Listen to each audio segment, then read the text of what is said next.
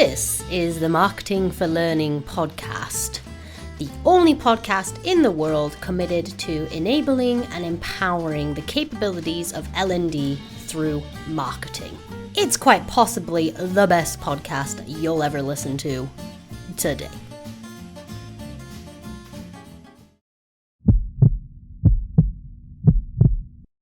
Hello, everybody, and welcome back to the Marketing for Learning podcast. I'm here to talk to you today about a topic that I absolutely love and I think is really, really important for L&D to get on board with.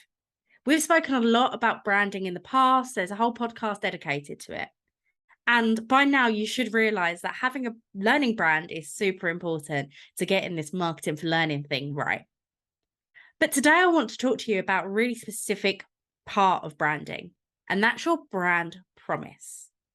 In this podcast, I'm going to go over what a brand promise is, some famous ones that you may or may not already know, and how you can develop your brand promise for your L&D function.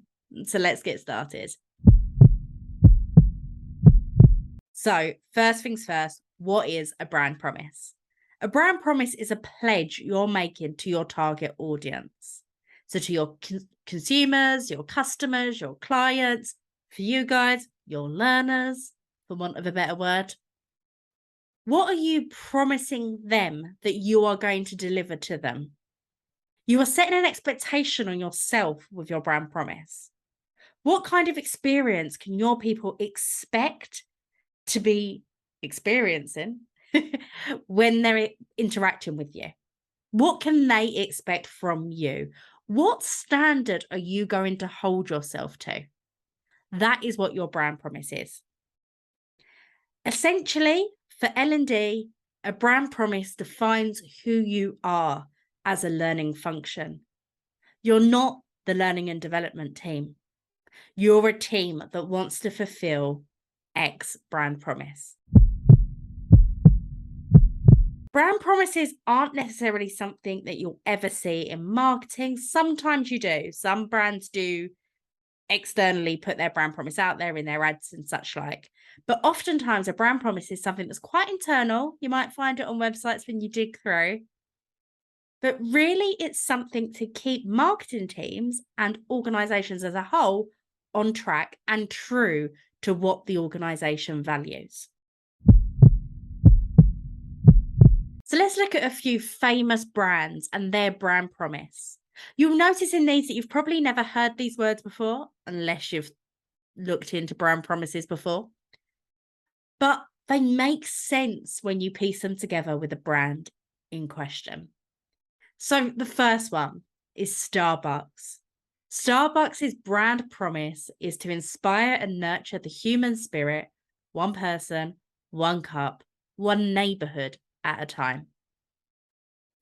Makes sense. Buying a coffee, nice personal thing, one person, one cup. You have a cup of coffee, you have a cup of peach iced tea. If you saw my recent LinkedIn post, you know that's my favorite drink on the Starbucks menu. But one neighborhood is really interesting. And when I read this, I wasn't surprised, even though I'd never read it before. When I'm in my local Starbucks, there's a big notice board and it's all the things that are happening in Welwyn Garden City. I've seen this in St Albans. I've seen it in quite a few other locations that I've been to. So that's a real connection with the neighborhood. But also, I wonder if you've ever noticed that when you're in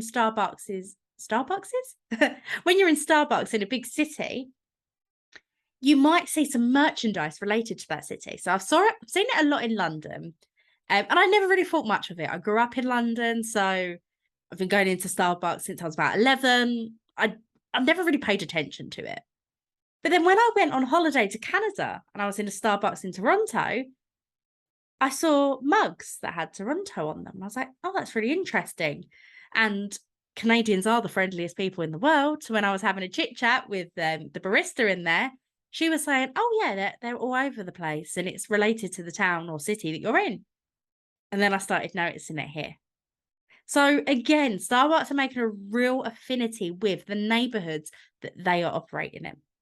So that brand promise is not a surprise at all, is it? Another example is Nike. Their brand promise is if you have a body, you are an athlete. that instantly relates to almost anybody that has ever bought Nike products before. I am sat here right now wearing a pair of Nike trainers. I suppose in some way I bought them to go to the gym in. So I suppose that does make me an athlete. It makes sense. It also shows that they're not willing to compromise based on who you are as a person. It says a lot about their brand, and you do see it reflected in quite a lot of their marketing. The one that comes to mind for me is the Like a Girl campaign. Run like a girl, walk like a girl. It was a really, really big thing, probably about 5 years ago now. It might have even been longer ago than that. It was a fantastic campaign to get women into sports and into activity and an active lifestyle. And it absolutely reflected Nike's brand promise. And finally, Coca-Cola. Coca-Cola is always used as a pinnacle of marketing excellence. So let's see what you think of their brand promise. Coca-Cola's brand promise is to inspire moments of optimism and uplift. Okay, that might feel a little bit weird for a fizzy drinks company. What has drinking a fizzy drink got to do with optimism and uplift? But if you think about their marketing and all of their communications, it really does ring true. It is a red thread through everything they do. And if you think about that crack of the Coke can and that first sip of an ice cold can of Coke, you kind of get the uplift thing there as well, don't you? So they're 3 examples. And maybe, as I said, if you've never looked into brand promises before, you may have never heard them despite knowing the brands quite well. But it's really clear to see that actually with these brand promises, it's keeping them true to themselves. When you have a brand promise, you can sense check your ideas, your marketing campaigns, your emails, your posters, your banner adverts against your brand promise. Does this ring true to the thing we have promised everybody we will do? And that is one of the main reasons why L&D need brand promises. Brand promises help L&D commit to a cause. Of course, you're in L&D. You want to help other people. I saw an L&D on LinkedIn today. I know she listens to the podcast. I wonder if she'll call me out for this. But her tagline on LinkedIn is because people matter. That sounds like a brand promise to me. Making a commitment and a pledge to your people does one key thing if you're consistently delivering on it. And that builds trust. We know trust is a hugely important aspect of marketing. And if your people don't trust what you're saying and what you're doing, the chances are it's going to be hard to get them to engage with your learning at all. Building trust should be at the forefront of your marketing for learning efforts, and having a brand promise to hold yourself accountable to is really important in doing that. So, how do we create a brand promise? Really, it's just 3 steps. The first one is not a surprise at all. Think about your audience. What do they want from you? What are they going to get from embracing your learning experience, getting involved with your learning program, taking your learning intervention? What is in it for them? What are you giving them? What's the promise you're making them? Are you giving them exceptional learning experiences every time? Are you helping them grow and flourish and enhance their skill set?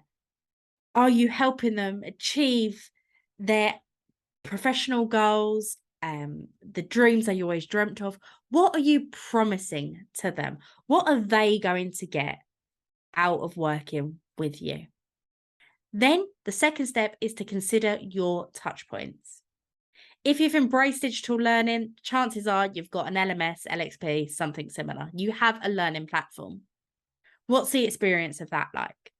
If you're promising your people that they are going to get the best learning experience of their life, and then your LMS is absolutely pants, there's going to be a bit of a power struggle here. People aren't going to believe your brand promise because the platform's rubbish and then they aren't getting the best possible experience. And then you're not building trust, you're actually hampering trust. People aren't going to believe you because you've fallen short on your brand promise. Think about the communication methods you use. Are they consistent? Are they appealing? Are they attractive? You want to make sure that everything is really realistic. Don't overpromise to your audience. If you promise the world's best learning experience, you've got to deliver it. And if you haven't got the tech and the support to help you deliver it, you're not going to be able to. Don't overpromise here. Be realistic in what your brand promise is. Because it needs to be something that you as a team also believe in. If you as a team have promised to deliver the world's best learning experience, but you as a team also hate your learning management system, you're not going to believe that you can deliver the world's best learning experience. So you're not going to hold yourself accountable to that expectation you have set upon yourself. Your brand promise needs to be something your entire team can be on board with and believe in. And lastly, the third step in creating your brand promise is to keep it simple. Make sure it's something you can all remember. Make sure it's something that's catchy, that keeps people on path, that keeps people working towards those set values that you have as a learning team. So there you have it. Brand promises are a really simple part of a really big piece of the marketing for learning puzzle. Of course, there's a lot more to branding than your brand promise, but your brand promise is what's going to keep you on track. It's what's going to hold you accountable, and it's what's going to set the expectations in your learners' minds.